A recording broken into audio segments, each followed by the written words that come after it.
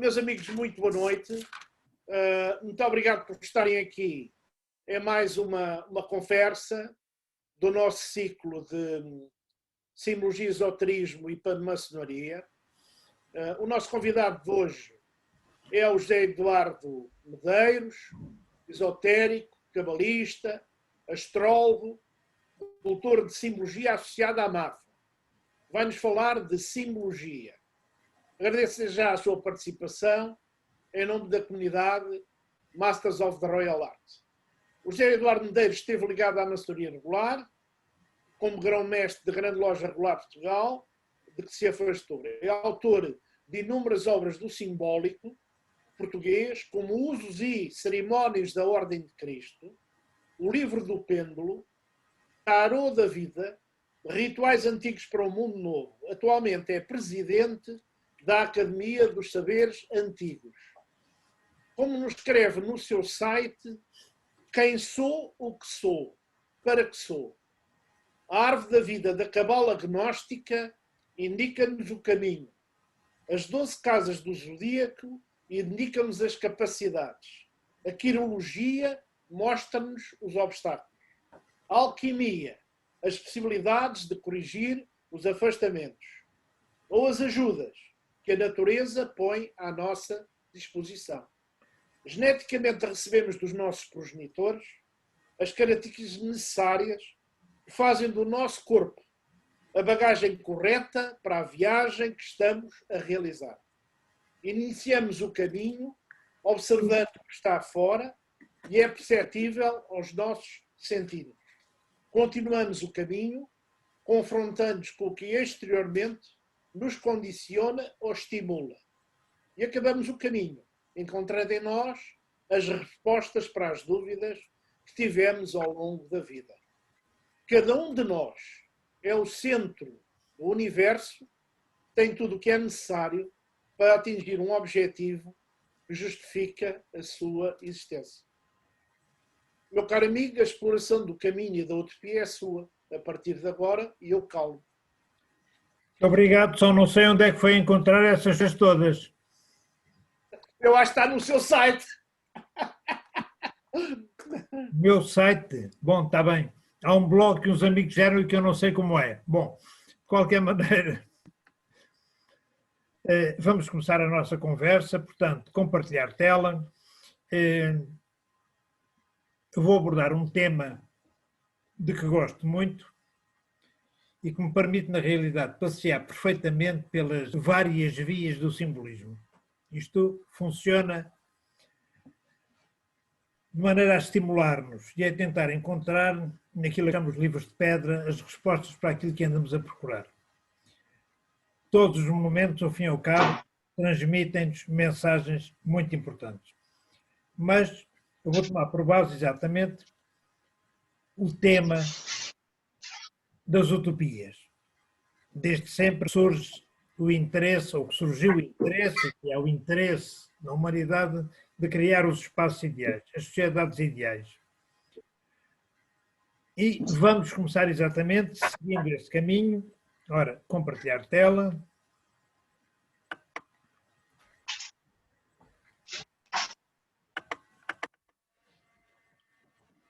Ok. Muito bem.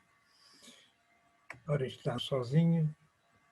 Utopias e simbolismo, as três vias do caminho. Essas três vias vão aparecer daqui a bocado na nossa conversa, como a situação antiga, bastante antiga, mas que desde a Renascença, na realidade, tem preocupado todos aqueles que querem perceber porque é que nascem. Não é o nascer e já está, não é o nascer porque outros quiseram, é o ter consciência que ninguém nasce sem aceitar, na realidade, um determinado processo de evolução e percorrer um determinado caminho. Ora, estas teorias começam há muito tempo. Platão vai-nos deixar, na realidade, três utopias fantásticas. No Tomeu e no Crítias, ele vai-nos falar de um espaço mítico, uma cidade mítica, para muitos seja possível que tenha sido uma realidade. Para isso, falemos no final do volume 2, cerca de 12 mil anos, em que, devido ao derretimento das calotas polares, o nível dos oceanos subiu, houve o rompimento das colunas de Hércules, portanto, as águas do Atlântico passaram ao Mediterrâneo. Uma parte importante de civilizações que se tinham desenvolvido ao longo de toda a costa mediterrânica e no Mar Negro desapareceram. Há meia dúzia de anos, uns barcos americanos estiveram a fazer sondagens e descobriram que, de facto, ao longo do Mediterrâneo e principalmente no Mar Negro, há vários restos de cidades que estão entre os 8 e 12 metros abaixo do nível atual das águas. Ora, isso poderá estar, na realidade, relacionado com o desaparecimento de uma possível sociedade que para uns terá existido no meio do Atlântico e teríamos como vestígios dessa mesma sociedade os Açores, principalmente. Para outros, ele encarecia ou naquilo que hoje é o Norte de África ou naquilo que é a Península Ibérica. Houve um investigador alemão, um arqueólogo alemão, Schulten, durante anos andou à procura da Atlântida no Couto de Doñana, perto de Sevilha, na triangulação de Sevilha, Huelva e Cádiz. E, na realidade, foram encontrados vários elementos estranhíssimos e, num período muito mais recente, nós vamos encontrar aí assim uma civilização estranha, pouco estudada, pouco conhecida, que é a civilização tartéssica. Num período muito mais recente, não tem nada a ver com os 12 mil anos, qualquer coisa que terá surgido por volta dos 1000 anos antes de Cristo, mas com características muito específicas em relação a todas as outras culturas da Península Ibérica. Agora, Platão, no Timeu e no Crítias, faz referências, na realidade, a uma sociedade perfeita que existiria no meio, com 7 anéis que a envolviam, com vários locais de proteção, com conhecimento de matérias que depois, pouco a pouco, foram sendo perdidas e a humanidade deixou de ter consciência delas. Ora, surgiram depois mais uma série de utopias. A primeira, Filaret escreveu Orzinda para Sforza, o Duque de Milão, em 1464. O Tomás More com a Utopia, a mais conhecida das variedíssimas utopias e que vai dar o nome a todas elas, em 1516. O Campanella com a Cidade do Sol, Civitas Solis, 1602. Bartolomeu Belbeni, Civitas Veri, a Cidade da Verdade.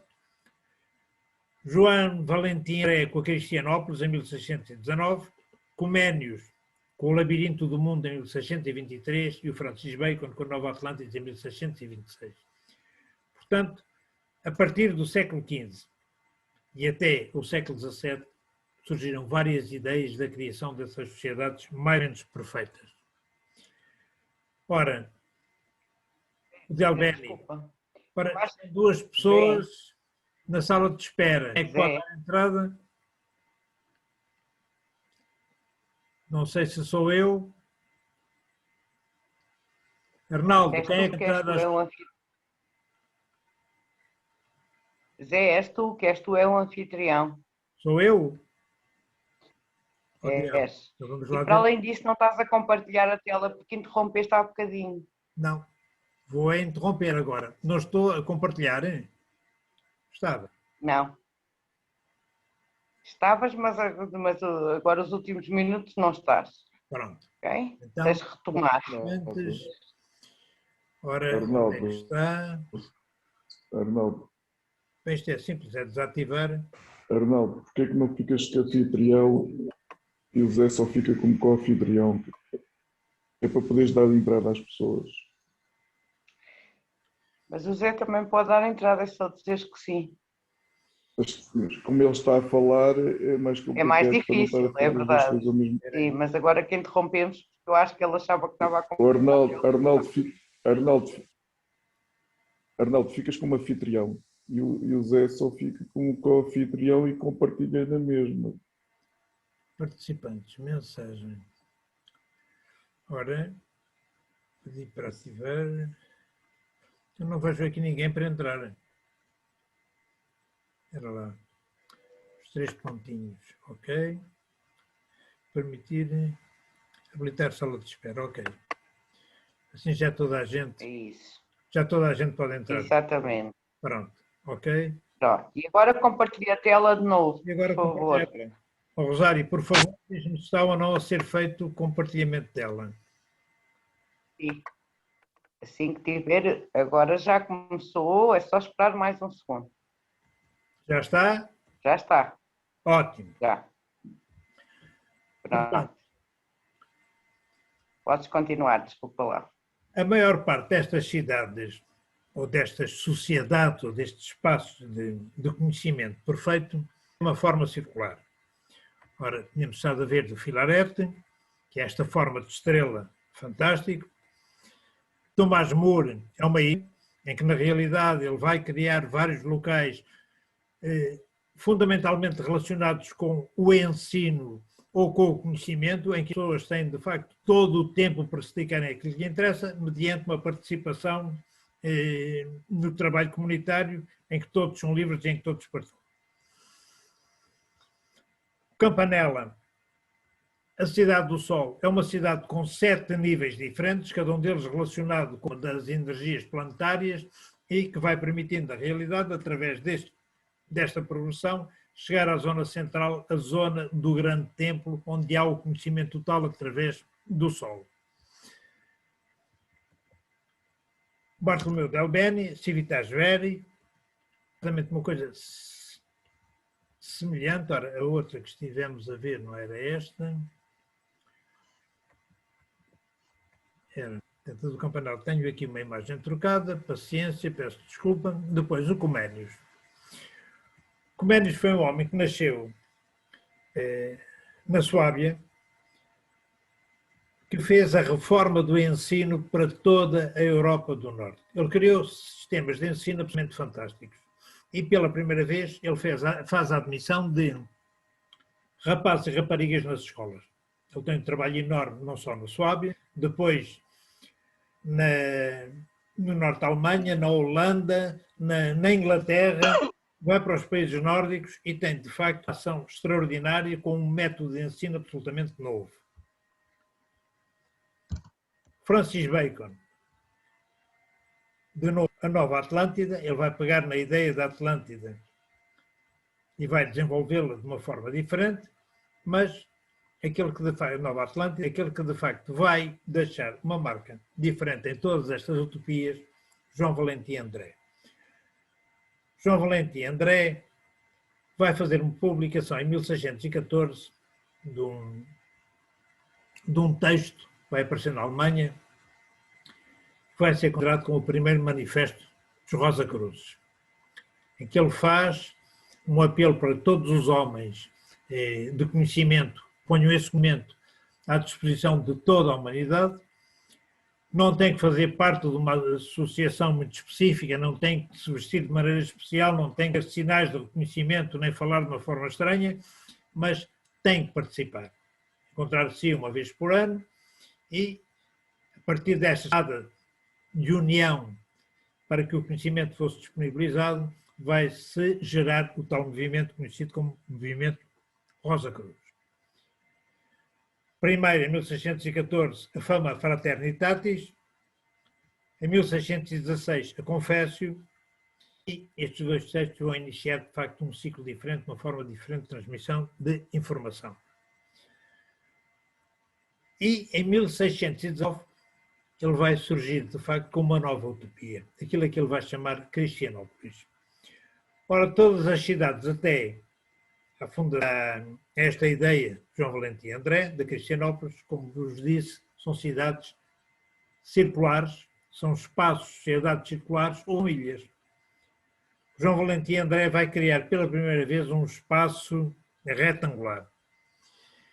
Isto vai ser aproveitado e vai ser divulgado por uns homens que vão surgir um tempo depois, em 1840, criando uma sociedade nova em Paris, em que todos eram alunos da Sorbonne. E resolvem associar-se e criaram uma escola para ensinar as crianças que viviam perto de Saint-Denis. São 7 leigos e um sacerdote. E esses 7 homens vão fazer com que surja aquilo que hoje é conhecido como a Sociedade, Companhia de Jesus, os jesuítas. Desses 7, há um que é português, Simão Rodrigues, e mesmo antes de o Papa reconhecer a Companhia de Jesus como uma estrutura do Vaticano, eles já estavam em Portugal e já estavam a desenvolver em Portugal uma forma de ensino criando escolas. É curioso que, de todas as obras dos jesuítas no mundo, a obra física mais antiga ainda existe em Lisboa é a Escolinha da Moraria. Foi a primeira escola, a segunda depois foi feita na Itália, em Roma, e a terceira foi feita em Coimbra, Colégio das Artes, fundado exatamente por Simão Rodrigues. Portanto, nós estivemos antes do aparecimento da Companhia de Jesus. E, curiosamente, ainda antes do reconhecimento papal da Companhia, com o Simão Rodrigues veio para Portugal, Francisco Xavier, que daqui vai partir para o Oriente para evangelizar as terras do Oriente, como é dito na época. O que é certo é que vão criar escolas em tudo quanto é sítio e criar sistemas de ensino muito semelhantes àqueles que o movimento Rosa Cruz no Norte da Europa vai desenvolver também. Aliás, há um pequeno texto que eu vos quero ler, que diz exatamente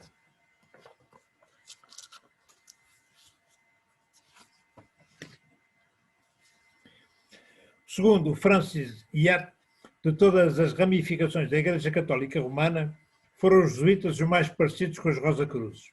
As influências esotéricas da Renascença, ocultas sobre a instituição da Companhia, ainda não foram estudadas. A filosofia hermética e oculta dos jesuítas recebeu, mediante o trabalho de Atanásio Kircher, uma exposição exata dos factos e conceitos. Pela sua fidelidade mútua à tradição hermética, os jesuítas e os Rosa-Cruzes eram desse modo adversários, com relacionamento mesclado de amor e ódio, através da sua similaridade. Veuve-Negnon foram os jesuítas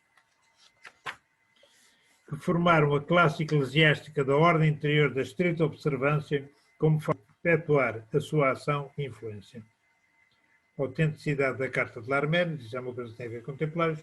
Portanto, os Rosa-Cruzes são normalmente apresentados, os jesuítas apresentados como, dentro da Igreja Católica, uma forma de perpetuar e desenvolver um conceito que tinha sido pregado por João Batista André e que tinha dado origem ao movimento Rosa-Cruz. Portanto, Cristianópolis, ou a ideia de Cristianópolis, surge em 1619, a tal cidade de base quadrangular, um espaço dedicado ao ensino de base quadrangular, onde existiriam 3 conceitos distintos: um poder temporal, um poder espiritual e o ensino. Surge a ideia do chamado colégio visível, um espaço não visível, mas onde todo o conhecimento estaria concentrado e que, girando pela Terra, vai pôr à disposição de todas as pessoas o mesmo conhecimento. E Inácio de Loyola deixa-nos, na realidade, a mensagem: ok, nós vamos curar, mas em silêncio. É uma via oculta. São os jesuítas que, em Clermont-Ferrand, vão criar, na realidade, uma via dentro da maçonaria para tentar opor-se àquilo que era o desenvolvimento da maçonaria escocesa tradicional. E este sinal do calar e do não dizer é qualquer coisa que nós em Portugal conhecemos muito bem, porque é uma das imagens da charola do convento de Cristo em Tomar. A imagem tardia, isto é, da reforma da charola feita no tempo de Dom Manuel I, mas em que aparece exatamente a mesma imagem. Inácio de Loyola aconselha o calar, o ter cuidado com aquilo que é divulgado em função do conhecimento que se tem ou que se pretende obter, é exatamente aquilo que a imagem da charola de Tomar nos dá. Cuidado à medida do que deve ser dito e guardar silêncio tudo aquilo que na realidade não deve ser divulgado. E o próprio símbolo da Companhia de Jesus, o IHS, com os 3 pregos do martírio de Jesus, é um sol negro. Um sol que na realidade vai irradiando, e este sol negro tem a ver, fundamentalmente, com o conceito cabalístico da árvore da vida e fundamentalmente a primeira esfera da árvore, a esfera negra, a esfera de um conhecimento que isto, mas ao qual nós não temos acesso. O Stephen Hawking dizia que 87% da matéria do universo é conhecida matéria negra. Ela existe, só que ninguém sabe o que é. E, na realidade, aquilo a que nós temos acesso são só 13%. É pouquíssimo em relação à totalidade do universo. Ora, Santo Inácio de Loyola dizia exatamente o mesmo, é um sol negro. E o nosso trabalho nesta vida é ter o acesso a esse negro, porque é o conhecimento total. Lima de Freitas dizia com frequência que a coluna negra, o próprio negro, é o todo do qual só uma parte se manifesta. E é exatamente este símbolo, este sol negro dos jesuítas. E o Atanásio Kircher, que eu citei, um jesuíta romano, foi o homem que fez o primeiro museu do conhecimento existente no mundo. Ele pediu para que todas as casas da companhia espalhadas pelo mundo inteiro enviassem tudo o que fossem conhecimentos estranhos, objetos esquisitos, conhecimentos locais, usos e tradições de várias sociedades, e conseguiu com isso fazer em Roma, de facto, um museu do conhecimento. Museu que, depois da morte dele, se foi desfazendo e acabou por desaparecer. Hoje ninguém sabe o que foi feito à maior parte das coisas existentes no Museu do Atanásio Kircher. Foi, de facto, um dos homens de conhecimento, um homem fantástico, que estudou profundamente a tradição chinesa, tem um livro sobre a sinologia, a tradição egípcia, tentou fazer a decifração de hieroglifos e tem um livro fantástico sobre as tradições egípcias, sobre alquimia, sobre astrologia, sobre radiestesia. Não houve matéria que não fosse tratada, de facto, por Atanásio Kircher. Ora, tal como Atanásio Kircher, do lado da Igreja, os jesuítas trabalhavam, estudavam e investigavam.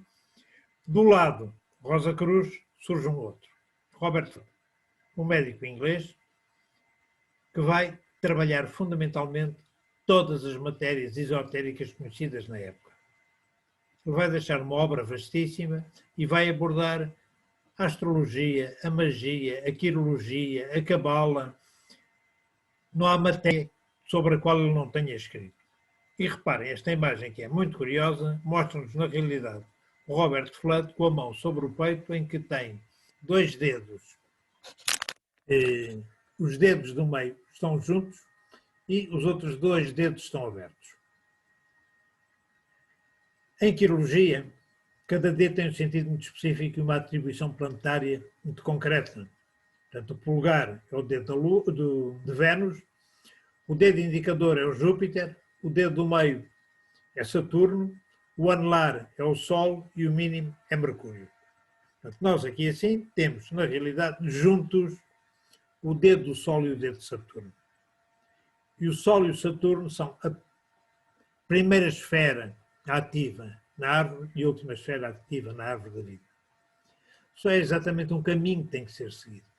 E que, ao fim, nos vai deixar com imensas mensagens e imensas referências durante todo o Renascimento. Pela primeira vez surge a imagem ou a ideia da rosa em cruz, num livro do Robert Fludd, e o tempo desenrolando a roda que vai fazendo com que a vida vá passando e nós tenhamos que passar por várias fases até atingir de facto uma meta que motivou o nosso nascimento. Ora, Sandro Botticelli está fotografado, está retratado exatamente da mesma forma, os dedos do meio juntos e os 2 dedos abertos. Começa, no século XV, esta representação de uma fórmula de conhecimento do caminho do meio. Cristóvão Colombo, exatamente da mesma forma. E reparem que esta posição dos dedos não é cómoda. Se tentarem fazê-lo, verão que é um pouco complicado e hoje estão, de facto, habituados a fazê-lo ou os dedos se juntam. Portanto, Cristóvão Colombo, de uma forma incorreta, tem os dedos exatamente na mesma posição. Vitória Colonna, uma amiga de Miguel Ângelo, uma das mulheres mais eruditas da Itália durante o século XVI, tem exatamente o mesmo sinal, um sinal de conhecimento, um sinal de um caminho do meio. Jan Sander van Emessen, exatamente o mesmo. Os dedos do meio são ligados, mas o mais interessante neste Dor Flamengo é esta pintura dele, a Vanidade, em que o anjo tem exatamente a mão esquerda com o sinal do caminho do meio. Ou o Greco. O Greco deixou-nos imensas representações. No seu próprio autorretrato ele tem os dois dedos do meio ligados, portanto, o caminho do meio, mas Maria Madalena tem várias representações de São Francisco de Assis, o próprio Cristo, muitas vezes representado com os dedos do meio juntos, o tal caminho especial, o caminho do meio. E o padre António Vieira, jesuíta, vai na realidade fugir um bocado daquilo que nós hoje consideramos como a via da Companhia de Jesus, anunciando um quinto império, uma forma nova, algo que não é novo em Portugal. A Rainha Santa Isabel criou em Alenquer o culto do Espírito Santo, uma forma diferente de estar. Lembrem-se, a Rainha Santa Isabel veio de Aragão, dos sítios onde se refugiaram muitos dos cátaros quando, na cruzada do Papa e do Rei de França contra os cátaros na região do Languedoc, muitos se refugiaram exatamente no norte de Espanha. E a Rainha Santa Isabel, daí muitas vezes ser conhecida como a Rainha Cátara, vai desenvolver em Portugal um culto diferente, um culto de um quinto império, ou de uma sociedade imperial, ou de uma cultura, uma sociedade imperial, que tem por símbolo o Espírito Santo. Exatamente o símbolo que os cátaros usavam. O Espírito, a liberdade, o acesso ao conhecimento, ou o anúncio ou pronúncio de uma nova era mais equilibrada do que aquela que existia na época. É a conclusão certa e de fé que este quinto império de que falamos, anunciado e pedido pelos profetas, é o império de Cristo e dos cristãos. Padre António Vieira, História do Futuro. Para Vieira era necessário encontrar a eudaimonia. Vieira era com muitos sujeitos politizados de batina, mas usou ir além. Padre António Vieira, com o seu domínio da palavra, discursa acerca do que nomeia e constrói, sendo o quinto império. O jesuíta, em sua conceitualização, transforma ambiciosamente Portugal em uma nova Roma, onde a cidade de Deus de Santo Agostinho surgiria derrubando os simulacros das cidades dos homens. Duas leis opostas existiriam, a temporal regida por Dom João IV e a atemporal sob a responsabilidade da Igreja. Para a existência do Império fazia-se necessária a inserção de elementos judaicos nas atividades cotidianas de Portugal. Isto é um texto do José Rodrigues Nogueira Júnior, fantástico sobre, na realidade, o envolvimento do padre António Vieira sobre a construção dessa sociedade nova ou de um quinto império. Ora, Dom João V, homem relativamente relacionado com os jesuítas, fundamentalmente através da esposa, a Rainha Mariana, muito ligado aos jesuítas da Contra-Reforma na Áustria, vai, sem dúvida nenhuma, ser influenciado por eles. Ora, temos Dom João V, um jovem, com uma cruz de Cristo, aparentemente já desativada ou não ativa ao peito, e é curioso que todos os nobres no século XVIII faziam questão de usar a cruz de Cristo, embora fosse uma ordem de cavalaria não ativa, e do lado direito, um busto de Dom João V, feito por Giusti, o italiano que criou a escola de escultura em Mafra, já no reinado de Dom José, que está rodeado pelos símbolos do conhecimento e da arte. E, curiosamente, um desses símbolos do conhecimento e da arte é exatamente o esquadro e o compasso entrelaçados. Rainha Mariana Vitória tinha grande afinidade com a Companhia de Jesus e quer um, quer outro, quer a rainha, quer o rei, vão ser convencidos de que Portugal poderia ser, sem dúvida nenhuma, o sítio onde a profecia de Ezequiel poderia ser concretizada. Esta imagem curiosa de Lisboa no século XVIII, em que se vê em cima exatamente um carro de Ezequiel pregando exatamente uma forma diferente de estar e uma nova sociedade. E Dom João V, para que isso acontecesse, divide Lisboa em duas, Lisboa Oriental e Lisboa Ocidental. vai manter na Sé a Igreja Romana, a Igreja Católica Apostólica Romana, e vai, na Lisboa Ocidental, com a Patriarcal, tentar criar uma forma nova de cristianismo, religiosidade romana, muito à sua própria maneira. O eixo seria exatamente aquilo que hoje é como Rua Augusta, que naquela altura não existiria, e seria exatamente a partir do Rossio, onde está o marco zero de todas as medidas de estradas em Portugal, todas as distâncias, segundo a profecia de Ezequiel, 7 léguas a norte da capital dos impérios de Oriente e Ocidente, o que justificaria o quarto Lisboa em 2 cidades. À imagem e semelhança do Templo de Jerusalém, iria surgir um novo templo como sede de um quinto e universal império. O Dom João V acredita nisso. E, na realidade, faz a divisão de Lisboa e, Sérguas a norte, manda construir um templo. Os projetos, quando Dom João V decide construir o Real Instituto de Mafra, são apresentados 3 projetos. Os autores são Filipe Jovara, António Carnevale e Ludovice, que ganha. Isto é, de Frazão de Vasconcelos. Tendo o El-Rei mandado fazer várias plantas para o convento, só lhe agradou a que fez João Frederico Ludovice, alemão de nação, natural de Ala, no Circo Suévia, Frei Cláudio da Conceição. Portanto, dos 3 candidatos e dos 3 projetos apresentados, 2 são de 2 renomados arquitetos da Europa daquela época, Canevare e Jovara. E o rei prefere, na realidade, um projeto feito desconhecido, que até aí era conhecido só como prateiro, tinha uma oficina da prata em Lisboa, no Rossio, nasceu de facto na Suévia, foi para Roma, deixou de ser luterano, converteu-se ao cristianismo romano, protegido pelos jesuítas, e foi trazido para Portugal por esses mesmos jesuítas para trabalhar na Capela de São Roque. Manteve a sua atividade como prateiro e desenvolveu o seu trabalho na Capela de São Roque. Ora, é esse homem que vai apresentar um projeto, não tendo qualquer prática como mestre ou como arquiteto, que vai ser escolhido e que vai dar origem àquilo que conhecemos como Real Edifício de Mafra, que não tinha de maneira nenhuma na sua estrutura original a planta que hoje conhecemos.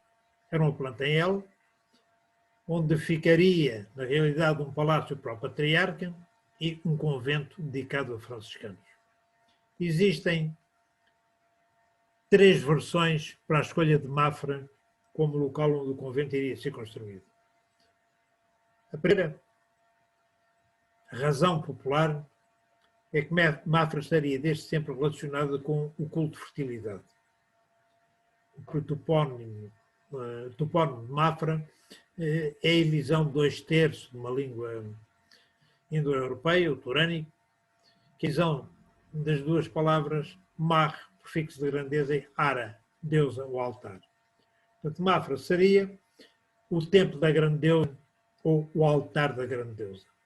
E, na realidade, desde a mais antiga antiguidade, que havia aqui o culto da fertilidade. E as pessoas vinham a Mafra justamente quando as mulheres estavam interessadas em engravidar. Ora, isto vai ser a desculpa. Portanto, tinha que ficar grávida e o rei faz a promessa. Se na realidade isso acontecesse, ele mandaria construir um pequeno convento para frades arrábitos junto da vila de Mafra. Há uma outra justificação, a justificação erudita. Os viscondes de Vila Nova de Cerveira, um visconde de Vila Nova de Cerveira, Dom João Luís de Menezes, tinha casado com uma descendente de Pedro Álvares Cabral e decidiu pedir ao Filipe III de Portugal autorização para construir numa quinta que tinha em Mafra, a Quinta da Cerca, um pequeno convento para os frades em homenagem à descoberta do Brasil por Pedro Álvares Cabral. Vai a Madrid, morre durante a viagem e o convento, ou o sonho do convento, a construção do convento no Palácio dos Marqueses de Fonte Lima, fica por aí. Mas haveria uma justificação, afinal já não estaria relacionado com o milagre de Mafra, mas sim com uma promessa feita por Dom João Luís de Menezes que um seu descendente, no século XVIII, tentaria convencer o rei a ajudá-lo a cumprir. Ora, há uma terceira versão. Já veremos essa terceira. João Frederico Ludvício nasceu em 1673 em Onhard, Schwalbach, Aue. Em 1689 foi aprendiz de ourives em Ulm. Depois de adquirir conhecimento dessa arte, partiu para Regensburg e seguiu para a Itália em 1697, tendo-se domiciliado em Roma, onde granjeou a simpatia dos jesuítas. Casou-se em 1700, latinizou o nome para Ludwig e seguiu o mesmo ano para Lisboa para trabalhar na renovação do Colégio de Santo Antão dos Jesuítas. Nesta cidade montou uma orivesaria, na Rua dos Canos. Primeiro Marquês de Ponte Lima, primeiro Marquês no tempo de Dona Maria I, foi ele que substituiu o Marquês de Pombal quando Dona Maria I assumiu a coroa de Portugal. Visconde de Vila Nova de Cerveira ofereceu ao rei a quinta para que ele construísse o convento. Uma área plana encostada à vila para a construção do rei. O rei recusou. Durante 4 anos, 3.000 soldados do exército português desmontaram um monte para a implantação de edifício 1 quilómetro ao ocidente de Mafra. Na realidade, aquilo que é conhecido como o Real Mosteiro, ou o Real Edifício de Mafra, o Convento de Mafra, não fica em Mafra, ficava 1 quilómetro ao ocidente de Mafra. Nas patentes da Ordem Franciscana do século XVIII, ele é designado exatamente como o Convento de Santo António e Virgem Maria, junto da vila de Mafra. Da Mafra deslocou-se. Eram ali as 7 léguas. Era ali que, na realidade, para que a profecia se cumprisse, o edifício teria que ser construído. E vai surgir, de facto, este enorme edifício, justificado no oráculo profético, escrito por Anselmo Caetano Munhoz de Abreu, Gusmão e Castelo Branco, um médico nascido em Sor, e que em 1773 vai explicar porque é que o convento foi construído em Mafra. No capítulo 8º desta obra, ele justifica exatamente desta forma.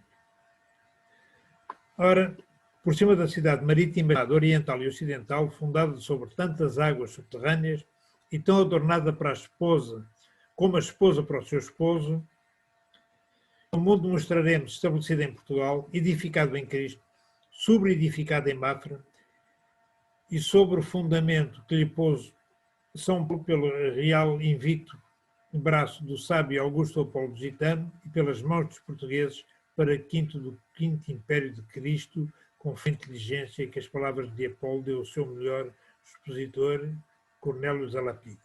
Portanto, 3 anos depois da construção, Anselmo Munhoz de Castelo Branco dá-nos exatamente a justificação. Para que se cumprisse a profecia de Ezequiel, 7 léguas a norte da capital do Império do Oriente e do Ocidente, à imagem e semelhança de um templo de Jerusalém, do novo templo de Jerusalém, iria surgir uma nova cidade, como é de um quinto universal do Império. João era o quinto, portanto estava exatamente indicado como o senhor que iria dominar esse Império português.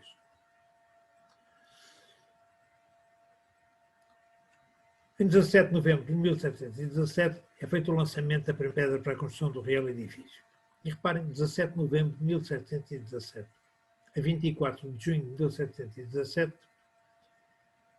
3 lojas da maçonaria inglesa tinham-se juntado em Londres e tinham criado a primeira loja unida de Inglaterra. A primeira loja de Inglaterra. A primeira loja unida só vai surgir em 1807. Mas esta primeira loja vai iniciar um ciclo completamente distinto daquilo que até essa altura era conhecido como maçonaria. Até aí, a maior parte das corporações maçónicas, corporações profissionais, aí surge a maçonaria especulativa. É fundamentalmente filosófica, já não tem nada a ver com a operatividade da tradição dos construtores medievais, que se mantém até o século XVIII. E vai haver uma cisão entre esta nova loja, criada a 24 de junho de 1717, e a loja de York, que vão manter 2 vias completamente distintas, até que, de facto, em 1807 se vão unir e dar origem, aí sim, a Grande Loja Unida de Inglaterra. Para logo foram abertos os alicerces da igreja, resolveu el Rei se lançasse a primeira pedra neles, com as cerimónias da Santa Igreja Católica, mas para que a sua bênção se fizesse com maior solenidade, mandou que, pela mesma formalidade dos alicerces, se formasse sobre fortes e altos mastros uma igreja de madeira. De facto, o rei mandou construir um espaço enorme, forrado com telas e com ramagens, para que no dia 17 se realizasse a cerimónia. No dia 16 houve um enorme temporal aqui na costa. E aquela estrutura em madeira e tela foi pelos ares. Mesmo assim, o rei não adiou e fez questão de fazer a sagração, o lançamento da primeira pedra nesse mesmo dia. O teto eram velas de navios, mas por forrado de panos de brim, sobre eles estafetados encarnados e amarelos, partidos em vistosos matizes. As paredes das ilhargas estavam cobertas de ricos panos de rás e nelas formadas todas as portas e janelas armadas de cortinas de damasco carmesim. Todo o pavimento estava coberto de junco e espadanas e por cima alcatifado de panos verdes. A descrição de Frei Cláudio da Conceição, que assistiu exatamente a esse mesmo lançamento. E reparem que, na realidade, Mafra, em 1734, portanto, já 4 anos depois da sagração da Basílica, era o convento, com a cerca, vestígios de algumas das casas que teriam sido construídas, porque em junho de 1730 estavam em Mafra 47.000 operários a trabalhar, obrigados a vir de todas as partes do reino para que a construção ficasse terminada no dia 22 de outubro desse mesmo ano, 1730, porque era a altura em que o aniversário do rei calhava um domingo. E para que fosse feita a sagração da Basílica, o ritual romano exigia que isso fosse feito exatamente num domingo, num dia de sol. Então, para que a obra estivesse pronta, foram trazidos para Mafra vários locais do país, até 48.000 operários, para além de 17.000 militares que estavam nessa altura em Mafra. Muitos deles utilizados primeiro no desbaste da serra que existia no sítio em que o convento foi construído, porque era ali que o rei queria que o edifício existisse, e outros para tomar conta de facto de tanta gente que vivia em pavilhões de madeira. Eu recordo-me ainda, miúdo, um dos locais aqui de Mafra era conhecido como a zona do Barracão. Vê-se aqui de facto um enorme barracão à esquerda do convento, o sítio onde de facto a maior parte dessas pessoas estavam alojadas. E uma das características fundamentais deste edifício, ou desta construção, é exatamente ele. Este imenso sol negro que está em frente da Basílica, no chão do Carneiro, um espaço inicialmente destinado para o enterramento dos frades e que se mantém exatamente com esta mesma característica. Vamos vê-lo depois, porque não é só este sol dos jesuítas, é o que vem a seguir a isso. E esta fachada foi projetada logo no início. Porque, afinal de contas, o projeto do Ludovice era um projeto para o tal edifício inicial feito em Elbe, acabou por ser modificado por Cláudio Vieira, um dos homens que teve um papel fundamental na construção do aqueduto em Lisboa, e que criou máquinas fantásticas, a elevação das pedras que foram colocadas na parte de cima deste edifício. E o Custódio Vieira, em 1729, modificou completamente o que estava para ser feito. Acrescentou 2 alas novas, a ala sul e a nascente, e transformou o edifício em L num edifício de forma quadrangular. Nessa altura, isto deixou de ser só o convento de Mafra. Os aposentos para o patriarca foram alterados. O rei decidiu construir, na realidade, o seu próprio palácio e uma parte importante desta estrutura foi imediatamente destinada a ensino. Foram criados os Reais de Estudos de Mafra. E, na realidade, este é o frontão da fachada da Basílica. A Virgem entrega o menino a Santo Antônio. São as duas entidades às quais o convento está dedicado, Virgem Maria e Santo António. E é a entrega de um conhecimento divino humano. Ora, este é o frontão da Basílica, mas a entrada da igreja, para a qual se sobe primeiro por 7 graus e depois por mais 3 degraus, às 3 portas de acesso ao interior. E por cima temos a mesma imagem. Portanto, a Virgem, como já junto de Santo António, no afastamento, e é a partilha, o conhecimento abre as portas dos planos. E a Basílica é, de facto, um espaço imenso, com estruturas canónicas perfeitas. Uma estrutura em cruz, em que temos de cada lado da parte central da Basílica, do eixo da Basílica, da porta axial, 4 capelas. Cada uma dessas capelas relacionadas exatamente com um dos elementos tradicionais: terra, água, fogo e ar. Aqui as 3 primeiras, os elementos concretos, terra, água e fogo, são capelas maiores. A capela do ar é a capela da comunicação, mais pequena, com aberturas para todos os lados, faz comunicação. Ora, como funciona um templo com estas características? Na realidade, ele está dividido, para além dos 4 elementos, em estruturas muito específicas. A coluna do norte é a coluna da Lua, a coluna do sul é a coluna do Sol. E em igrejas de peregrinação, ou com finalidades específicas de conhecimento, por trás do altar há uma coisa que se chama o deambulatório. Reparem que na parte de cima, exatamente da planta da igreja, temos um espaço, um corredor que envolve o altar maior, o deambulatório. Tradicionalmente, um neófito, aquele que vai ser recebido na nova comunidade, é batizado, é recebido pelos elementos à porta da igreja do lado esquerdo. E na realidade o batismo é isso mesmo. O sal colocado na boca é a terra, a água deitada na cabeça é a água, a vela acesa é o fogo e o incenso queimado no turíbulo é o ar. Portanto, esse neófito que vai fazer parte de uma nova comunidade é recebido pelos 4 elementos. E a partir daí vai ter que percorrer, na realidade, a coluna do norte, a coluna da Lua, a coluna da aprendizagem. E quando chega ao fim da coluna da aprendizagem, deverá passar por detrás do altar, porque ainda não está suficientemente desperto ou com o conhecimento necessário para aceder ao sagrado. Por detrás do altar ele vai passar e vai descer a coluna do sul, a coluna do Sol, a coluna da construção. A vida, de facto, divide-se em 3 ciclos de Saturno, 3 ciclos de 28 anos. O primeiro ciclo da aprendizagem, o segundo da construção e o terceiro da realização.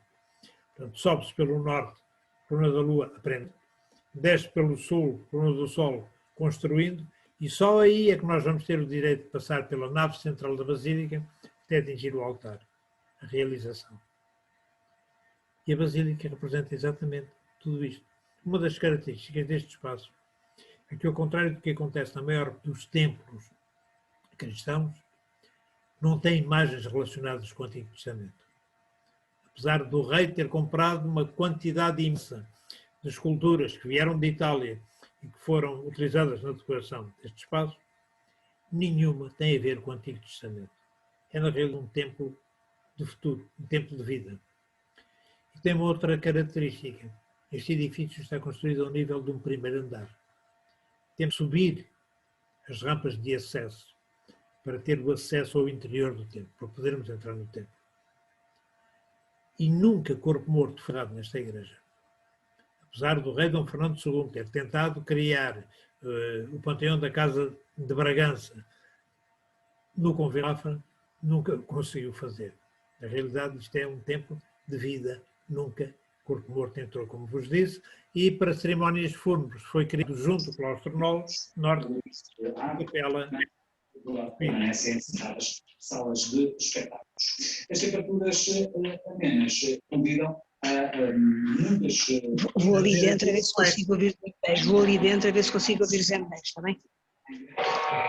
Portanto, continuando, quando está à volta da coluna da aprendizagem para a coluna de construção, Capela da Virgem, Temos a Virgem, de facto, segurando no menino, com um tábano que está colocada na boca de uma serpente. A serpente normalmente é apresentada como uma entidade maléfica, o demónio. Foi a serpente que convenceu a Eva a comer a maçã. É a serpente que, na realidade, convence os homens a fazer aquilo que não devem. O que é certo é que a serpente é o repositório de todo o conhecimento da humanidade.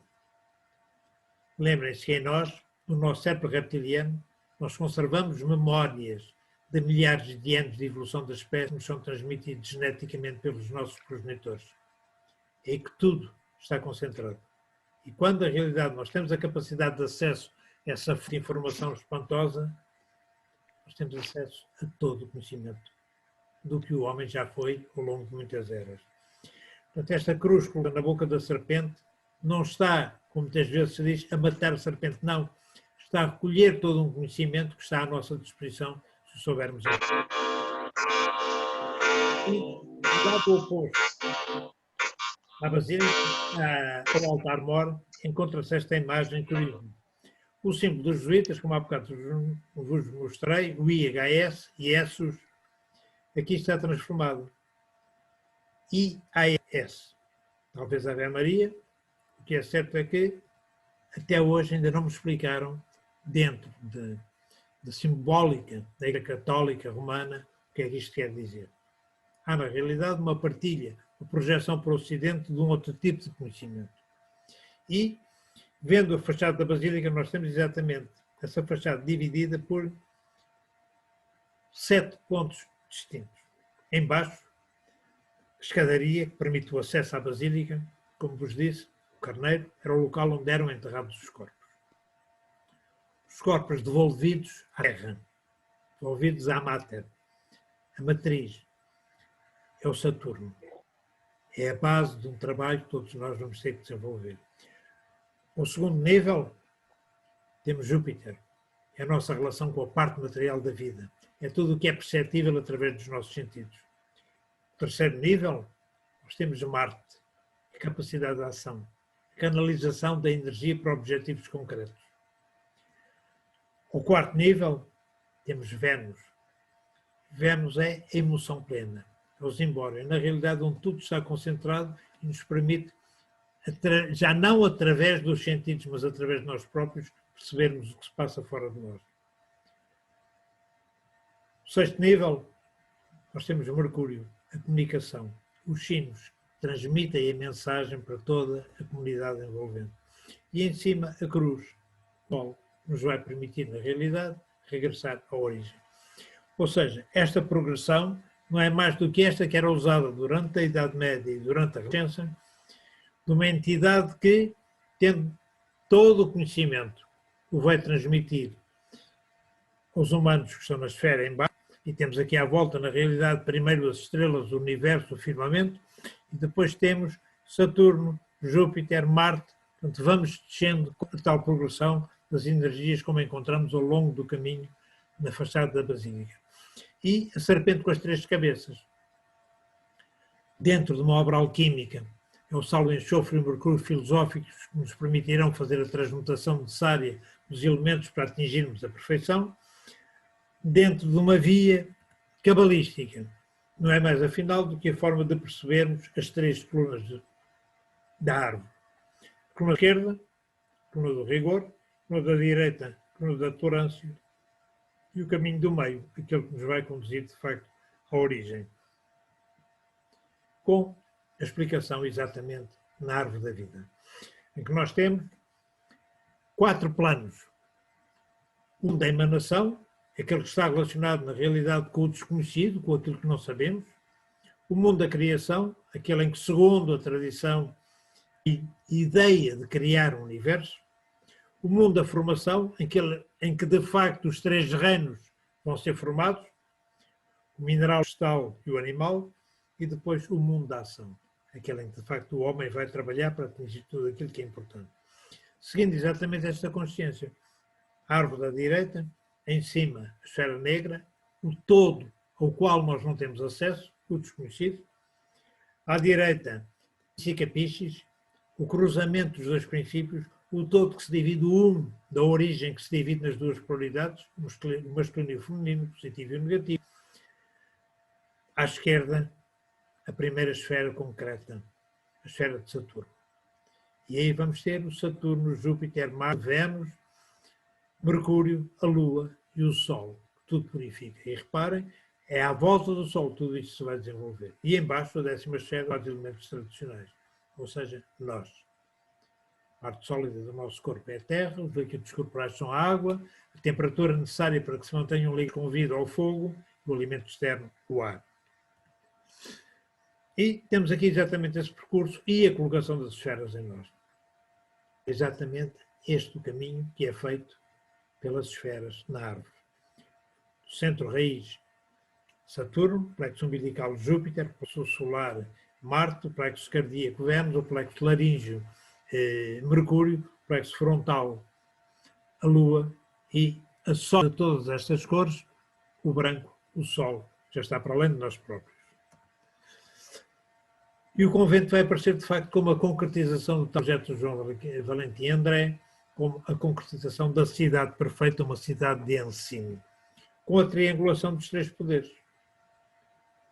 E, na realidade, os 3 espaços que saem do edifício, os dois são os 2 torreões, Torreão Norte e Torreão Sul, e o outro é a projeção da biblioteca para o Oriente.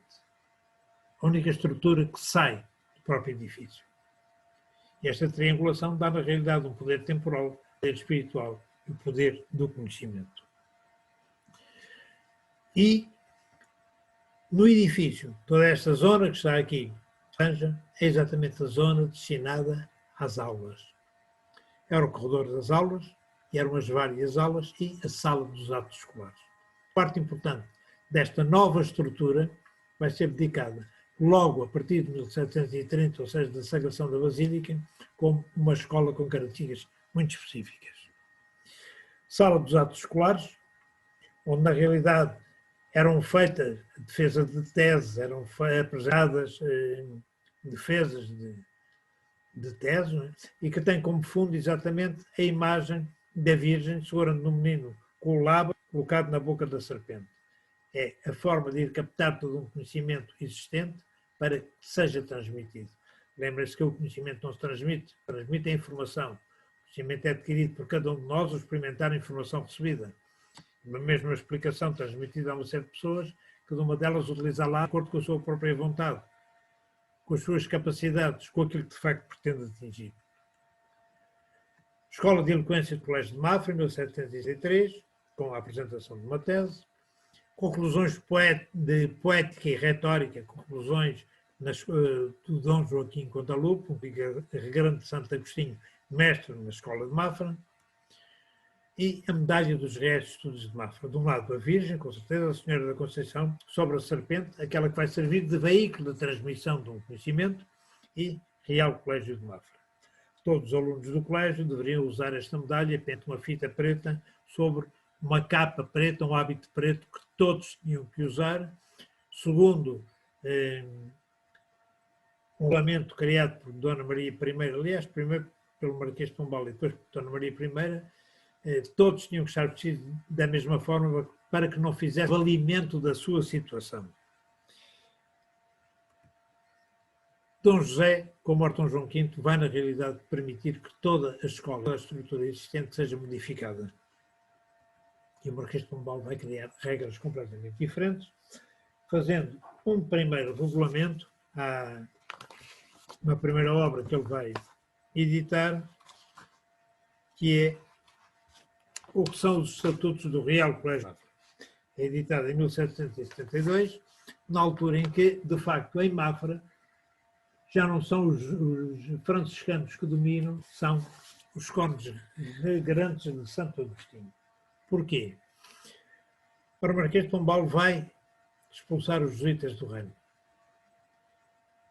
Mas em Mafra, os jesuítas estavam ocultados atrás dos franciscanos. Ele vai mandar embora os franciscanos de Mafra. Foi o único sítio em que, para além dos jesuítas, o Marquês de Pombal correu como uma congregação religiosa. Foram os franciscanos de Mafra. Ora, nessa mesma altura, o jesuíta Adam Weishaupt funda a Ordem dos Iluminados de 1º de maio de 1776. Uma ordem que, de facto, se vai desenvolver na Baviera, vão ser conhecidos como os Iluminados da Baviera, e vão criar uma estrutura de ensino fantástico. O Weishaupt era professor na Universidade Jesuíta de Ingolstadt e vai criar um novo movimento para mudar radicalmente as sociedades existentes na Europa. Notícia das razões que motivaram a saída dos religiosos arrábidos do convento de Mafra, sua substituição pelos condes Grande de Santo Agostinho e seu posterior reingresso. Isto é um texto que é apresentado no livro Arquiteto do António Pimentel. É um dos melhores livros que alguma vez foi escrito sobre Mafra. Ora, ele dá-nos exatamente a notícia: o Sr. José de Santa Glória, que Santa Gloriagem impetrou do Santo Padre Clemente XIV a bula Sacro Santo Apostolo. Portanto, o rei pede ao Papa para que possa substituir, de facto, os franciscanos de Mafra, porque achava que o convento em Mafra era demasiado populoso para uma ordem mendicante como os franciscanos e que não tinham, de forma nenhuma, a capacidade económica de manter essa ordem. Então justifica-se, mandando os franciscanos outra vez para o convento da Rábida, para a Ordem de Santa Maria da Rábida, e substituindo-os pelos condes regrantes, que vão ficar instalados. Vai fechar alguns conventos e vai transferir todos os bens dos condes regrantes para a manutenção deste edifício. Se, porém, verdadeiros e sólidos os referidos fundamentos que constam da bula, e sendo por si legítimos e superabundantes para não se hesitar na sua execução e observância, é contudo certo que, além deles, houve naqueles tempos outra circunstância e razões políticas que foram a principal causa perdendo-se profundo e o maior recato sobre as ditas fundamentais razões políticas que, aliás, eram as principais deste segredo, que seria mais desagradável se se relaxasse, desde algo que houve no reino do voto, a consequente revolução regular, que originaram dúvidas e escrúpulos, com que se mortificou o mesmo senhor rei Dom José na sua enfermidade, como quem se lembre de não se terem expressado nem Petra as principais razões ou circunstâncias políticas, expressando em seu lugar outras diversas, ainda que legítimas. Portanto, não foi de maneira nenhuma porque não poderiam estar os franciscanos em Mafra, mas por qualidade o Marquês de Pombal quis castigá-los porque eram a face visível de um projeto dos jesuítas. Lista dos alunos do Real do Rol dos Confessados de 1770 nas disciplinas de gramática, lógica, física, metafísica, teologia especulativa, teologia moral e retórica.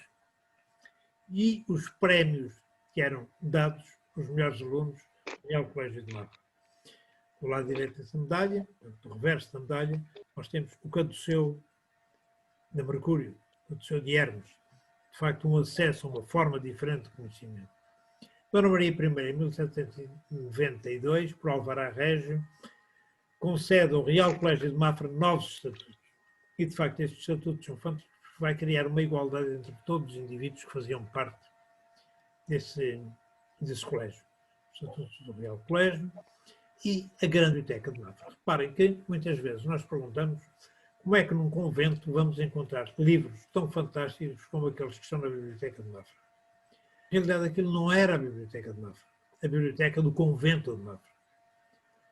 Havia duas bibliotecas na origem, que depois foram juntas, os condes regrantes de Santo Agostinho, que aqui estiveram, só no final do reinado de Dom José.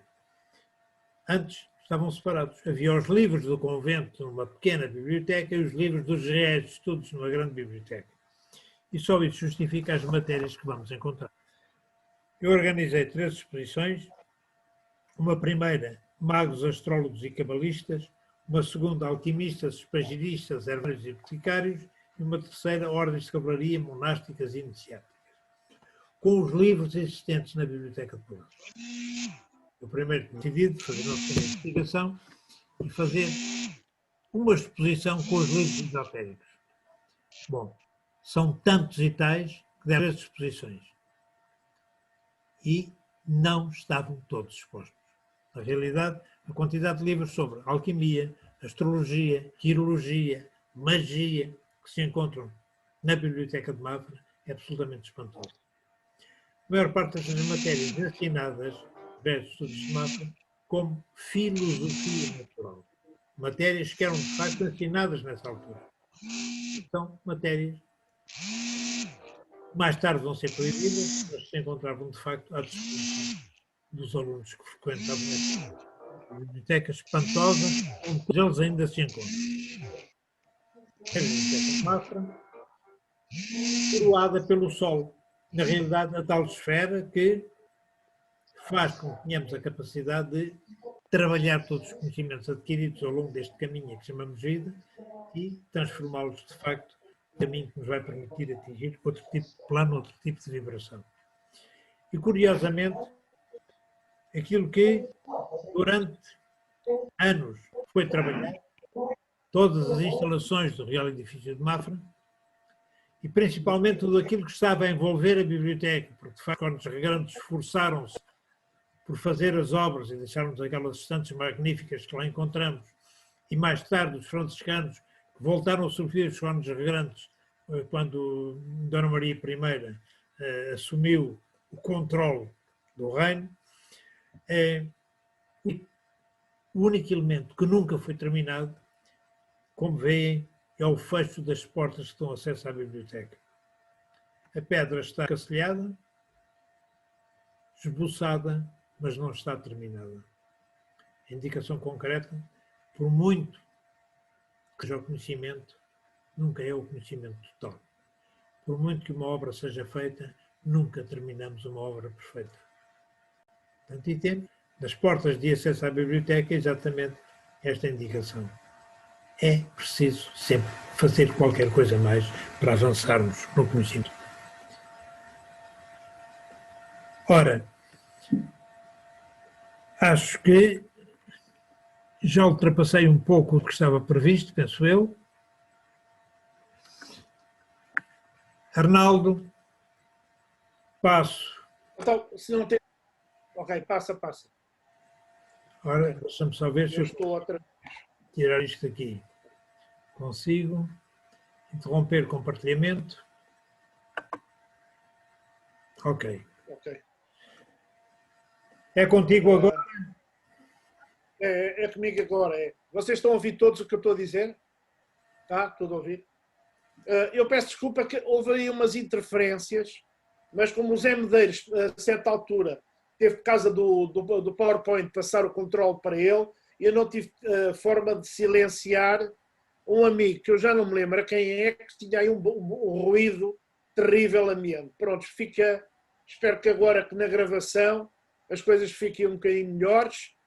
Eu perdi a gravação quando o plano passou para os Medeiros. Eu vou de qualquer forma, quando a gente terminar isto, ver se no, como é que eu ia dizer, se na gravação ficou no meu lado. Se não for no meu lado, ficou no Zé Medeiros, por isso das duas uma.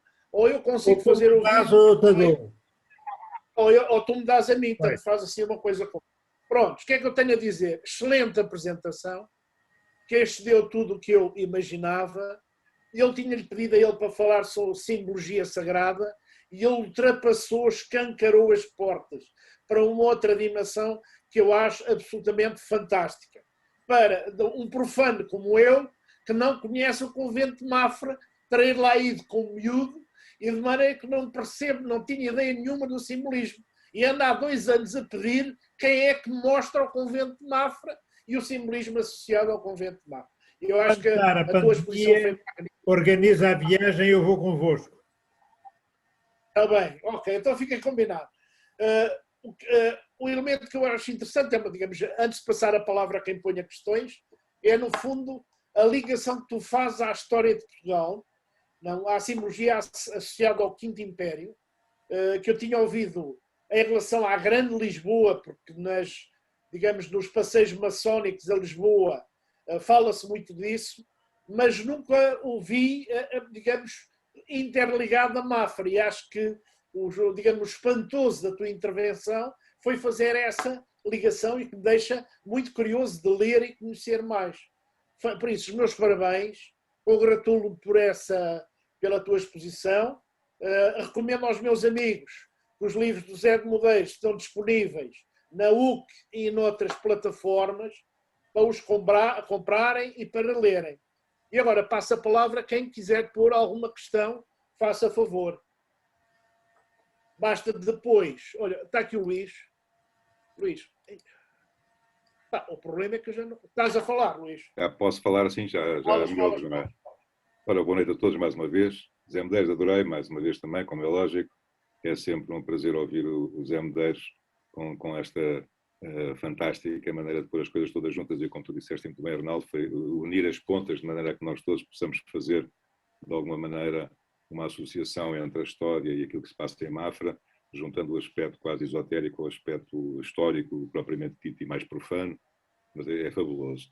Eu fiquei com muita vontade de pedir ao Zé se me podia falar um pouquinho sobre a parte em que os corpos não poderiam ser velados no convento de Mafra, mas para tal existe aquele sítio maravilhoso que ele teve a oportunidade de me mostrar, o Zé Medeiros, quando eu estive com ele em Mafra há relativamente pouco tempo, que é a capela do Campo Santo e a Corredor das Almas, não é? Exatamente. E eu gostava de saber que era aí assim, portanto, que aconteciam, portanto, esses momentos de vela, não é? E todo aquele simbolismo daquele chão, que é uma coisa maravilhosa. Se pudesse falar um pouquinho sobre isso, eu agradecia imenso ao Zé Medeiros. Isto tem a ver com uma outra tradição muito mais antiga.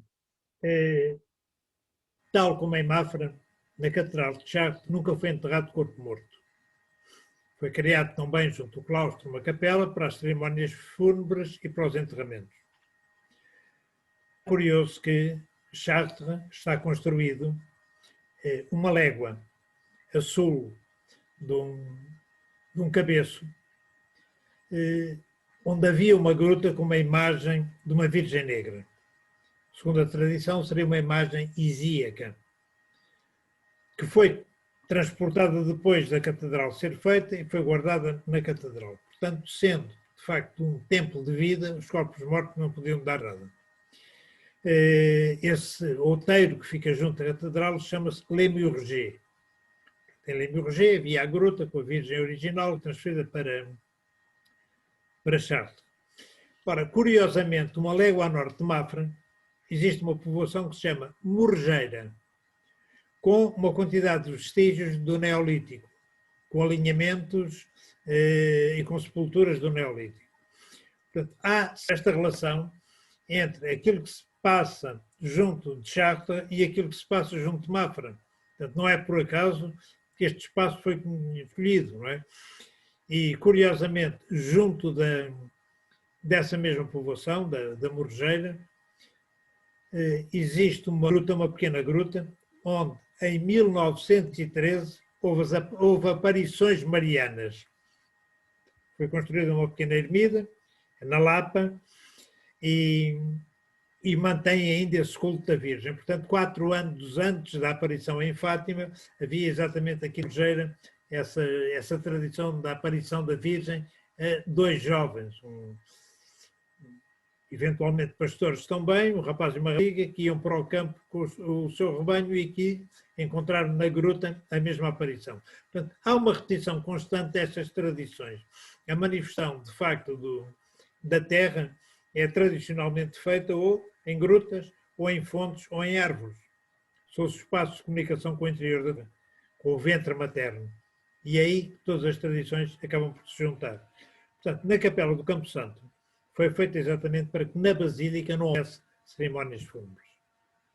Inicialmente havia os enterramentos no Carneiro, portanto na escada de acesso à Basílica, e foi feito junto do claustro norte, aquele campo onde pensavas fazer uma exposição que depois, por razões várias, acabou por não ser feita, e aquela magnífica Capela do Campo Santo, que tem no centro uma esfera negra com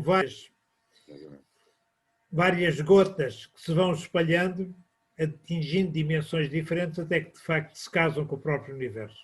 O local onde era colocado o corpo morto, para que a alma é um ponto neutro, não tem energia, para que a parte energética do corpo se libertasse e deixasse só o seu invólucro material, que era enterrado então fora daquele espaço do corredor. E é um espaço magnífico, Palácio. Não, e aquelas 4 meias-luas que estão à volta desse tal centro negro também. Os 4 elementos que se libertam. A desagregação de um É todo, que é um ser, nos 4 elementos básicos e as energias que partem e que vão atingir outro campo. Ele regressa à poeira de estrelas. Ele regressa à poeira de estrelas. Exatamente. Muito bem, Zé. Muito obrigado. Um grande abraço e tudo a correr bem. Tem mais questões, amigos? Não há mais ninguém. Fernanda, está a abanar a cabeça, não há nenhuma questão? Não, Fernanda, não. Então, amigo Paulo Batista, também não tem questão nenhuma? Então, uma pergunta, uma curiosidade que eu tenho. Tu, Zé, pera lá, o que é que eu fiz agora aqui? Eu não fiz nada, pô. Caraças, como é que eu fiz agora? Eu fiz para aqui.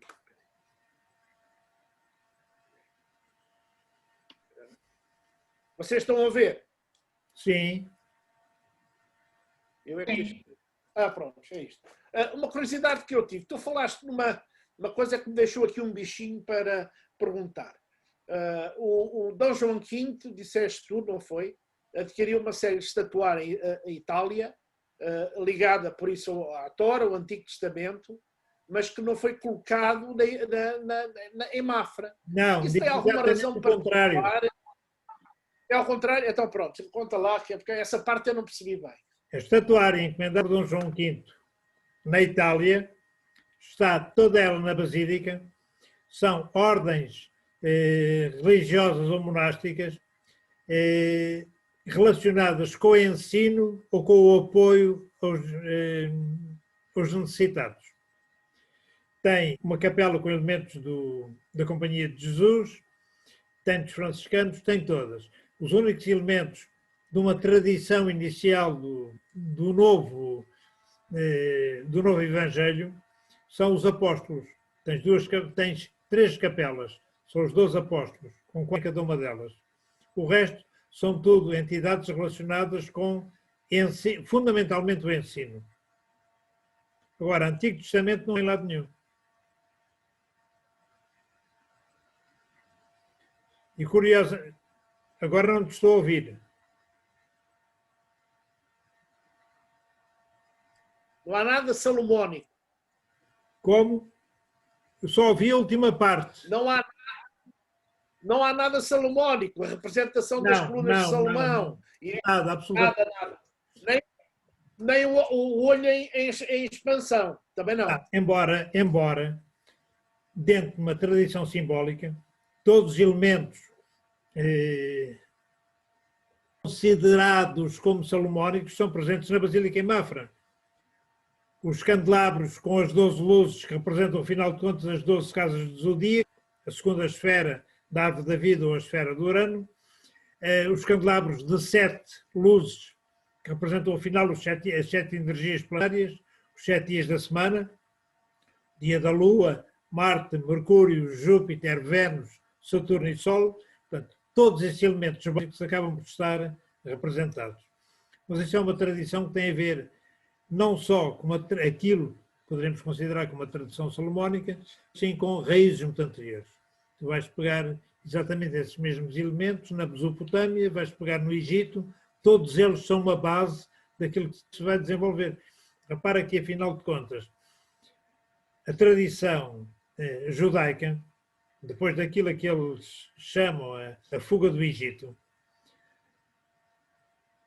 é uma situação que não terá muito a ver com fuga por serem perseguidos e escravizados, mas com outra situação completamente distinta. Repara, quem é que faz, na realidade, ou quem é que nós temos, historicamente, como o iniciador de um culto monoteísta? É o Amenófis IV, o Akhenaton. O Amenófis III começa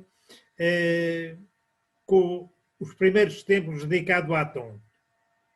Primeiros templos já no Império Médio. porque Aton é a, unidade, é a entidade primordial. Ora, Amenófis III, o pai do Akhenaton, vai construir os primeiros templos dedicados a Aton. E o filho depois vai impor como culto único, em todo o Egito, o culto de Aton. Acaba com o culto de Amon e constrói um espaço completamente distinto. Vai construir uma nova cidade, Tel al-Amarna, em frente a um espaço em 2 montanhas, o sol nasce exatamente a meio, até o ponto certo para que a cidade surja. E uma das características desse novo culto, do culto de Aton, é que não pode haver submissão de povos. E todos os serventes, os serviçais, os escravos existentes no Egito foram libertados.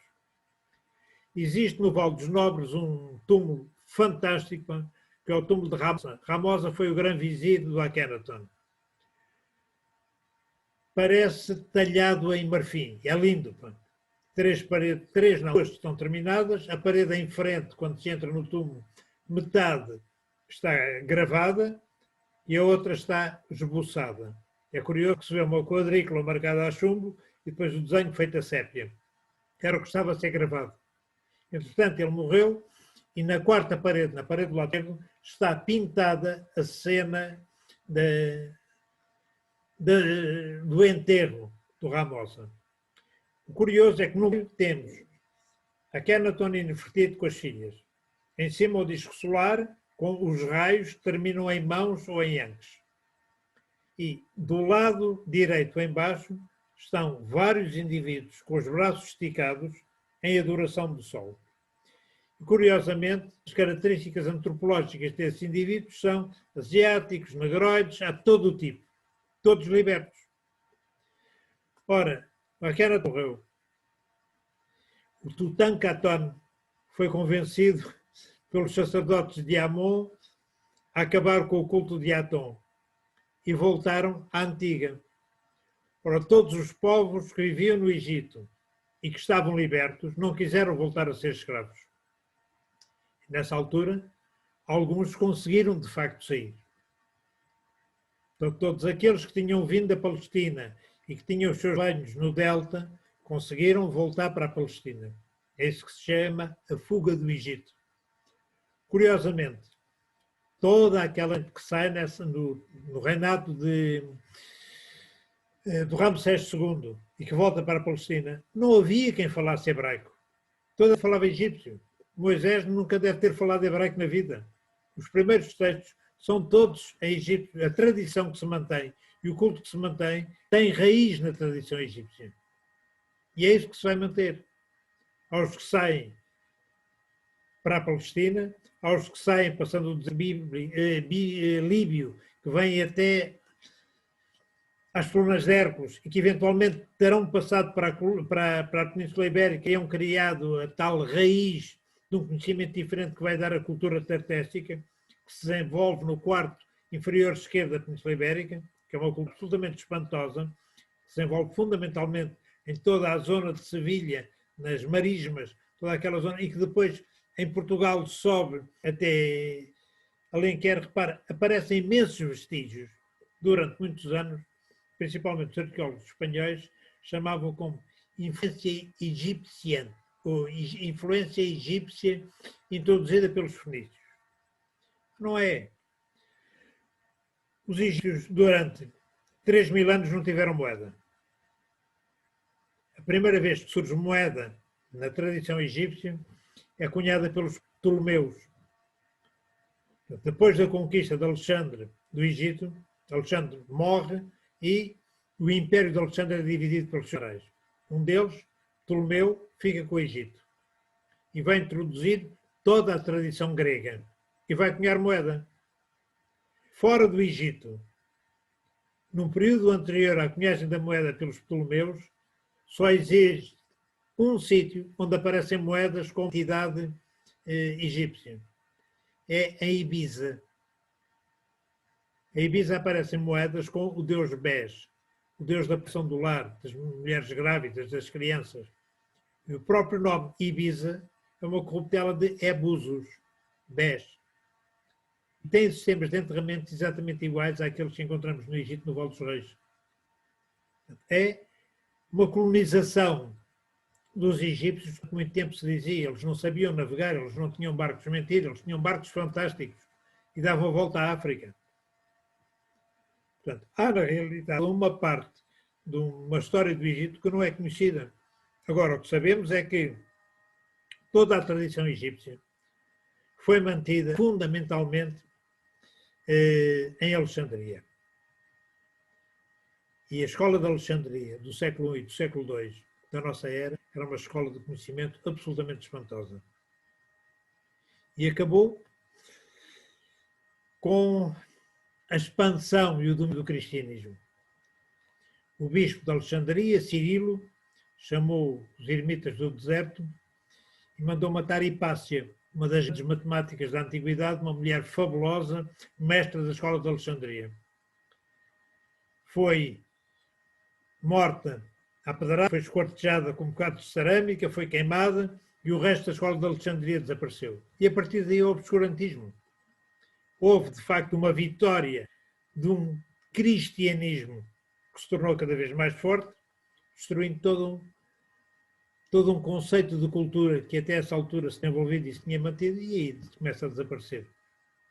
Portanto, o Egito, sem dúvida nenhuma, que é um berço de conhecimento que vai desaparecer. Se é verdade ou não o que o Platão conta, Platão conta-nos que um dia estava em casa do avô, escondido atrás de uns cortinados, ouviu Solon a contar que tinha estado no templo de Sais, no Egito, e tinha visto umas colunas cheias de hieroglifos que contavam a realidade da história da origem da cultura egípcia. E que seria exatamente a origem do tal conhecimento vindo de uma Atlântida, de um reino que ficava para além das colunas de Hércules. Se, como o Atanásio Kircher dizia, eram no centro do Atlântico, não se sabe. Se o Sultan tinha razão ao dizer que a Atlântida ficava nas marismas no sul da Andaluzia, não se sabe. Se, como há pouco tempo apareceu vestígios de uma cidade estranhíssima na Mauritânia, relativamente perto da costa, mas com vários anéis concêntricos, seria isso? Não se sabe. Porque alguma fonte de conhecimento existiu, com certeza que existiu. Agora, tudo é cíclico. O que de repente está em cima, temos que depois já está em baixo. E tudo vai mudando. Muito obrigado, meu querido. O Álvaro Guerra, por muito tempo antes de morrer, diz. Não, eu estou-te a dizer magnífico. O Egito é outro. No outro dia sondámos um bocadinho isso a propósito do rito Memphis Mizraim, mas eu fiquei aguado. Falta essa parte depois do enquadramento histórico-filosófico. Eu acho apaixonante e que tem que ser uma próxima conversa. O Memphis Mizraim é a fusão de duas vias ditas egipcizantes, uma que se desenvolve no sul da Itália e outra em França. E depois juntam as duas e dão o Memphis Mizraim. Baseado daquilo que se julgava no século XVIII teria sido o conhecimento egípcio.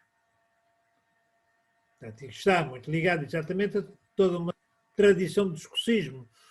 Repara, sem dúvida nenhuma, que quem vai criar um tipo de maçonaria diferente é o Ramsay. Vai criar a cavalaria escocesa, ou introduzir a cavalaria escocesa na tradição da maçonaria, criando aquilo que vai dar origem mais tarde ao regime escocês ratificado, com os 4 graus.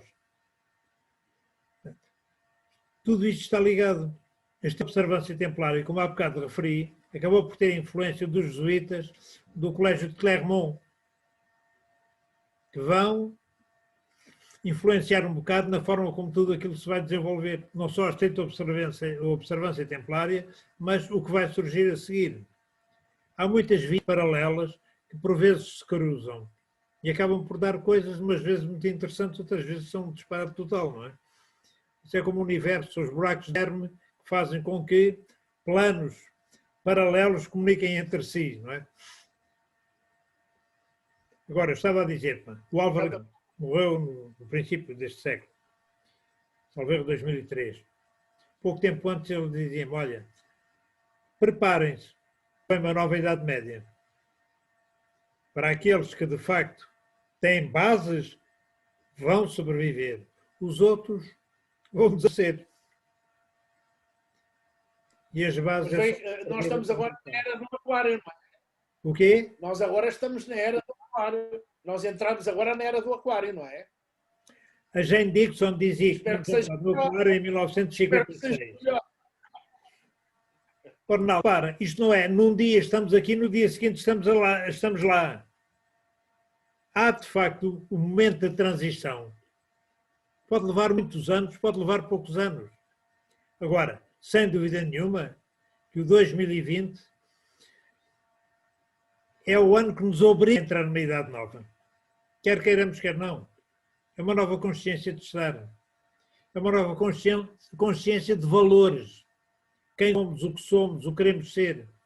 É a consciência do eu sou. Ou seja, aproveitar o confinamento. Não é o viver em função dos sentidos e do mundo exterior, mas a consciência do que está em nós. Fundamentalmente, quando chegamos ao terceiro ciclo. Eu há bocado referi, até aos 28 anos aprendemos. Até aos 56 construímos. Até aos 84 realizamos. E se tivermos consciência dos 4 S, que é tudo aquilo que rege a nossa vida, o primeiro S é ser, a consciência do ser. O segundo é sentir, a capacidade de sentir. O terceiro S é saber, o termos aprendido e transformado a informação em conhecimento. E o quarto S é servir. É o que temos que fazer quando chegamos ao fim do caminho. Ser, sentir, saber e servir. Quando fazemos isso, cumprimos o caminho. Se não, olha, repetimos o ano.